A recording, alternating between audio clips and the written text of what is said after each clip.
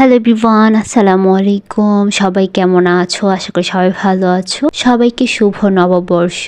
বছরের প্রথম দিন থেকে সবার জীবন আনন্দে ভরে ওঠো, সেই দোয়াই করি। আমার জন্য তোমরা দোয়া করবে যেন আমিও বছরের প্রথম দিনটা ভালোভাবে শুরু করতে পারি। তো এখানে রেলিতে বাঙালির যে ঐতিহ্য এইগুলো ফুটে উঠেছে। গ্রাম বাংলার অনেক কিছু এখন বিলুপ্ত হয়ে গেছে বলেই ধরা যায়, কারণ আগেকার দিনে মানুষের জীবনমান আর এখনের জীবনমান পুরোই আলাদা হয়ে যাচ্ছে। তো আগের মানুষের জীবনমান ছিল খুব সহজ সরল এবং সবাইকে নিয়ে আনন্দ করার, আর এখনকার সময়ে সবাই কেন জানি শহরমুখী হয়ে যাচ্ছে, গ্রামের এসব ঐতিহ্যগুলো হারিয়ে যাচ্ছে।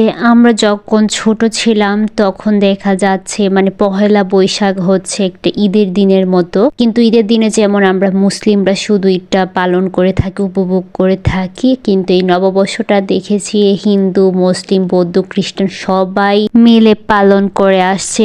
আর এই নববর্ষকে বরণ করার জন্য বাঙালিরা ভিন্ন রূপে সেজে থাকে। তো এই সাজগুলোকে ধরে রাখার জন্য আমাদের কলেজে একটা অনুষ্ঠানের আয়োজন করা হয়েছে, তাই আমি তাড়াহুড়ো করে রেডি হয়ে এই প্রোগ্রামে যুক্ত হয়ে পড়ি। তো কলেজে ঢুকতেই দেখি এখানে বাচ্চাদের গালে কপালে হাতে পহেলা বৈশাখের বিভিন্ন চিত্র ফুটিয়ে তুলছে। তো এটা দেখে আমার কাছে অনেক বেশি ভালো লাগছে। তো কলেজে এসে দেখে আমার বান্ধবী আমার জন্য ওয়েট করছে, তো তাকে নিয়ে আমি চলে যাই স্টেজের কাছেই। তো এখানে আমি খুঁজতে থাকি কোথায় বসবো, অবশেষে আমি আমার জন্য একটা সিট পেয়ে যাই। তো এখানে আমি অনুষ্ঠান উপভোগ করছি আর অনেক ভালো লাগছে, কারণ বাঙালির ঐতিহ্যকে তারা ফুটিয়ে তুলছে, তাই আমার কাছে আরো বেশি ভালো লাগছে। ছোটবেলার কথা অনেক বেশি মনে পড়ছে। তো ছোটবেলা তো বললামই, আমি এই দিনটার জন্য সবার মতো অপেক্ষা করতাম। তো এই তো দেখো মাহিদকেও নিয়ে এসে পড়েছে এই দিনটা উপভোগ করার জন্য। তো এখানে বিভিন্ন ধরনের অনুষ্ঠানের আয়োজন করা হয়েছে, চলো দেখে নি কি কি অনুষ্ঠানের আয়োজন করা হয়েছে।